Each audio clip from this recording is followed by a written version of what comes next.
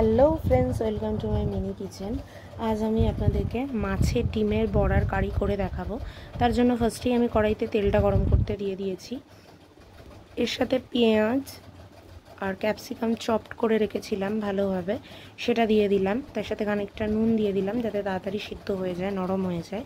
দিয়ে ভালোভাবে আমি এটাকে ফ্রাই করার জন্য নাড়াচাড়া করে নিলাম।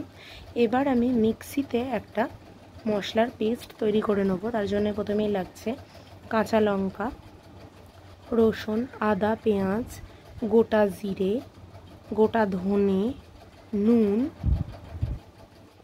চিনি। নুন চিনিটা স্বাদ মতন, যে যেরকম মিষ্টি পছন্দ করেন। কেউ চাইলে চিনিটা স্কিপও করতে পারেন। এবার এটাকে খানিকটা ভাজা ভাজা হয়ে আসলে আমি সামান্য জল ঢেলে দিলাম যাতে এটা ভালোভাবে নরম হয়ে যায়। আর এর সাথে আমি দিয়ে দিলাম খানিকটা হলুদ। এবার আমি চাপা দিয়ে খানিকক্ষণ সিদ্ধ হতে দিয়ে দেবো। তার মধ্যে ওই মশলাটার সাথে আমি দিয়ে দিলাম গোটা গোলমরিচ।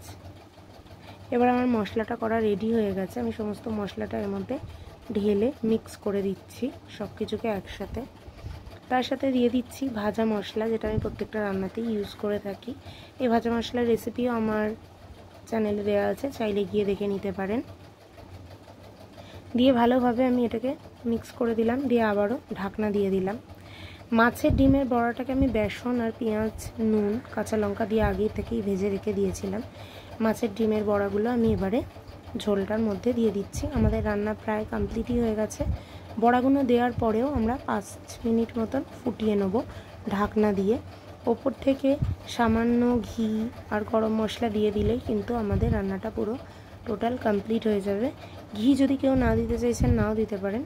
গরম মশলা পাউডারটা কিন্তু অতি অবশ্যই ইউজ করতে হবে। তো আমাদের রান্নাটা এখানেই কমপ্লিট। বাড়িতে অতি অবশ্যই একবার ট্রাই করবেন। Thanks for watching.